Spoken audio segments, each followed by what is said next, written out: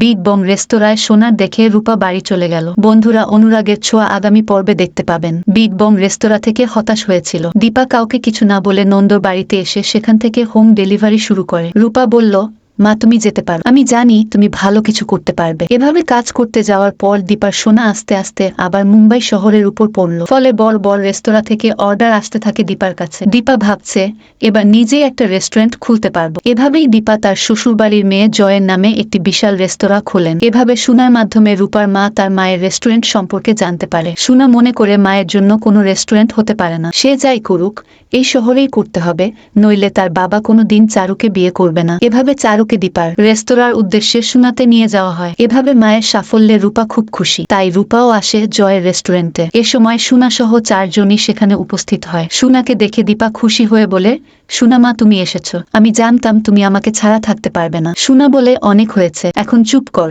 তোমাকে দেখতে আসিনি, আমি এই দেখতে এসেছি একজন মানুষ এত নির্লজ্জ কিভাবে হতে পারে, তোমার সম্মান কি এত কম নয়? তখন রূপা বলে, যথেষ্ট আলী, চুপ করো, তুমি আমার মাকে আর একটা কথা বলবে না। তোমার জন্য আমার মাকে সবাই অপমান করেছে, তাই আমি চাই না আমার মা তোমার জন্য আর কষ্ট করুক, তাই আমি বলছি এখান থেকে আরেক মুহূর্ত চলে যাও। জয় বলে, আমি আমার মায়ের সাথে কথা বলছি, তোমার সাথে নয়। তখন রূপা বলে, তোমার মা শুধু আমার মা, তাই বলি আমার মা তোমার মতো ভিখারির মা হতে পারে না। রূপার কথা শুনে দীপা আর জয় বুঝতে পারে জয় আমাদের সৎ মা। জয় বলে, তুমি কি সৎ মা? রূপা বলে, হ্যাঁ আমি সৎ মা। তুমি ভেবেছিলে রূপা মারা গেছে, কিন্তু আমি বেঁচে আছি, তাই রূপা তার মাকে আর কষ্ট পেতে দেবে না। দীপাও খুব খুশি হয়ে রূপার কাছে ফিরে আসে। কিন্তু বন্ধুরা, এই যদি হয় তাহলে কি সোনা নিজের ভুলের জন্য মা বোনের কাছে যাবে? বন্ধুরা, আপনাদের মতামত কমেন্ট করে জানান, আর নতুন হলে চ্যানেলটি সাবস্ক্রাইব করুন।